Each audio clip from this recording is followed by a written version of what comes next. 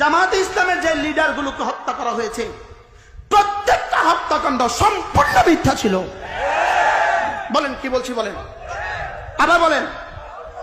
প্রত্যেকটা হত্যাকাণ্ড সম্পূর্ণ কি ছিল? সম্পূর্ণ মিথ্যা ছিল। প্রত্যেকটা ফাঁসি সম্পূর্ণ মিথ্যা ছিল। বলেন প্রত্যেকটা ফাঁসি কি ছিল? বলেন, নারাজ হবেন না তো। প্রত্যেকটা ফাঁসি মিথ্যা ছিল, প্রত্যেকটা হত্যা মিথ্যা ছিল, প্রত্যেকটা জেল মিথ্যা ছিল। হযরত আল্লামা সাঈদী রাহিমাহুল্লাহ তাআলা, হায় তিনি যদি আজকে বেঁচে থাকতেন পরিস্থিতি ভিন্ন হতো।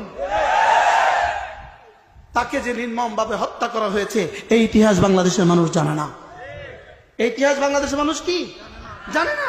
উলামায়ে উম্মতের রক্ত, জামাত ইসলামের রক্ত, বিএনপির রক্ত, সবগুলো রক্তকে একসাথ করলে যেই ফলাফল, এই ফলাফল হলো 5ই আগস্টের ফলাফল।